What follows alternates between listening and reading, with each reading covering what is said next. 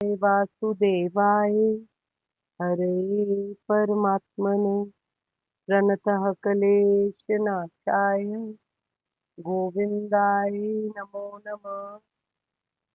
ओम श्री गणेशाय नमः। श्री सीताराम नमः। श्री राधे श्याम नमः। उमापति महादेव की जय। श्री गुरुवे नमः।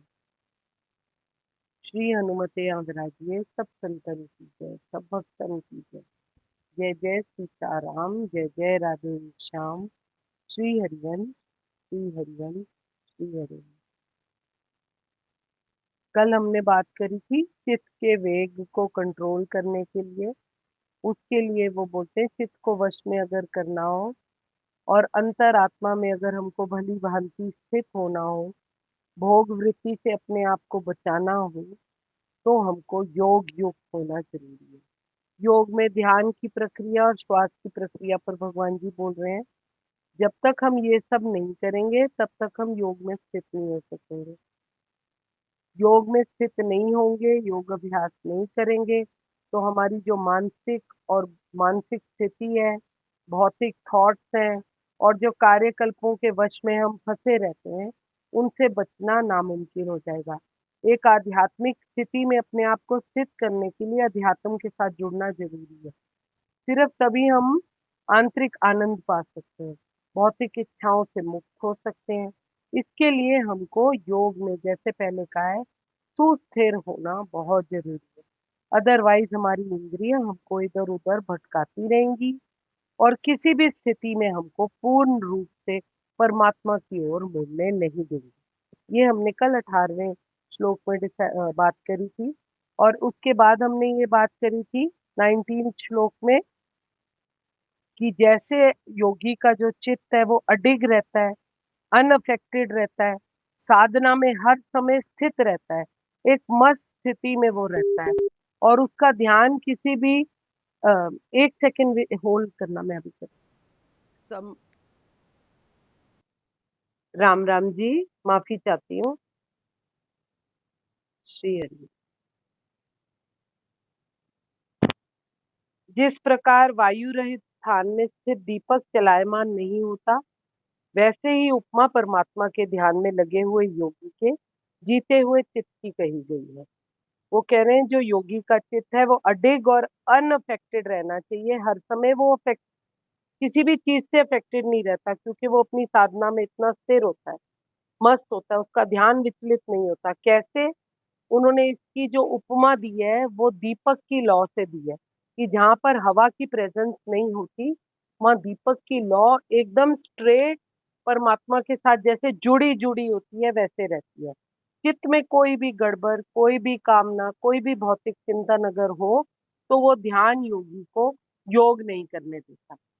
वो ध्यान योगी जो होता है वो इस चीज से बहुत ज्यादा, उसके माइंड में इस बात का डेफिनेट दृढ़ वो चीज होती है कि वो किसी भी स्टेज में अफेक्टेड नहीं होता। किसी भी चीज से उसको पता होता है कि ये परमात्मा ने उसको लास्ट चांस दी है उनके साथ एक निष्ठ होने का, और उसको ये जीवन व्यर्थ वेस्ट नहीं करना चाहिए, इसीलिए वो उसमें लगा रहता है। श्लोक संख्या नंबर 20। योग के अभ्यास से निरुद्ध चित्त जिस अवस्था में अपराम हो जाता है और जिस अवस्था में परमात्मा के ध्यान से शुद्ध हुई सूक्ष्म बुद्धि द्वारा परमात्मा को साक्षात करता हुआ सच्चिदानंद घन परमात्मा में ही संतुष्ट रहता है। एक बार फिर से, योग के अभ्यास से निरुद्ध चित्त जिस अवस्था में उपराम हो जाता है और जिस अवस्था में परमात्मा के ध्यान से शुद्ध हुई सूक्ष्म बुद्धि द्वारा परमात्मा को साक्षात करता हुआ सच्चिदानंद घन परमात्मा में ही संतुष्ट रहता है। यहाँ वो बोल रहे हैं कि सिद्धि की अवस्था में, जिसे हम समाधि के नाम से जानते हैं, योग अभ्यास से मन की गति को कंट्रोल किया जा सकता है। मन भौतिक मानसिक क्रियाओं से पूर्णतः कंट्रोल हो सकता है। मनुष्य का अंतःकरण एकदम शुद्ध हो जाता है जब वो योग के अभ्यास में लगा रहता है, ध्यान करता रहता है।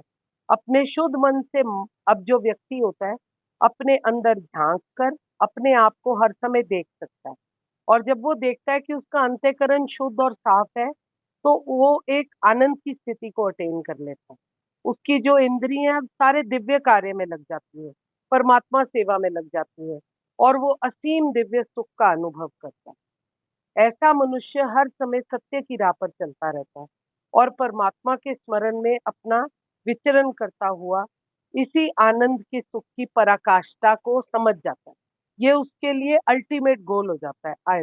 ये वाला जो आनंद उसको महसूस होता है परमात्मा के साथ कनेक्शन में। किसी प्रॉब्लम या कठिनाई में व्यक्ति विचलित नहीं होता और भौतिक संसर्गों से मुक्ति पाकर प्रसन्नचित रहता है हर समय। ध्यान योग का अभ्यास करते करते जब चित्त एकमात्र परमात्मा में भली भांति स्थित हो जाता है तो उसको हम निरुद्ध अवस्था कहते हैं। जिस समय योगी का चित्त परमात्मा के स्वरूप में निरुद्ध हो जाता है और उसका चित्त संसार से सर्वदा के लिए उपरत हो जाता है, उसका अंतःकरण संसार के लिए बिल्कुल एक्सेप्टेंस ही नहीं देता और एकदम शुद्ध हो जाता है। लोक दृष्टि से वो सारे कार्य करता रहता है। उसका चित्त जो है लोक दृष्टि के लिए लगता है लोगों को कि वो व्यवहार काल में सब कुछ कर रहा है, परंतु संसार से उसका कोई संबंध नहीं रहता वास्तविक में। उसका चित्त जो है वो सदैव के लिए संसार से उपरत हो जाता है। जैसे ये उसके लिए तभी पॉसिबल है अगर वो ये रेगुलर ध्यान योग में और परमात्मा के संयोग से जुड़ा रहे, परमात्मा का प्रत्यक्ष ध्यान करता रहे। परमात्मा दर्शन जनित आनंद से अतिरिक्त अन्य संसारिक संतोष उसको चाहिए ही नहीं, उसका उसके साथ कोई संबंध नहीं रहता। परमात्मा का साक्षात्कार उसको हो जाने पर योगी सदा सर्वदा के लिए एक अजीब से आनंद में संतुष्ट रहता है। उसको सांसारिक सुख की किंचन मात्र भी कोई आवश्यकता नहीं होती। एकांत स्थान में आसन पर बैठकर अपने मन के समस्त संकल्पों को वो त्याग कर मस्त होता रहता है परमात्मा के नाम में। परमात्मा अविनाशी है, परम है, सत्य है, चेतन है, अचल है, ध्रुव है, अनंत है, शांत है और वो उनका अंश है। वो इस बात को अच्छी तरह समझ जाता है और इसकी फीलिंग के साथ वो आनंद स्वरूप का चिंतन करता रहता है और दृढ़ धारणा कर बैठता है कि उसको आनंद स्वरूप के अतिरिक्त और कुछ भी नहीं चाहिए। इसीलिए वो हर समय आनंद में विलीन रहता है। जय जय सीताराम, जय जय राधे श्याम, कृष्णाय वासुदेवाय, हरे परमात्मने प्रणतः क्लेशनाशाय गोविंदाय नमो नमः। अगर मैं हृदय प्रेम प्रभु को नमस्कार करती हूँ, अगर मुझसे कोई भूल त्रुटि है तो कृपया क्षमा कीजिए। जय जय श्री हित हरिओम, श्री हित हरिओम, श्री हित।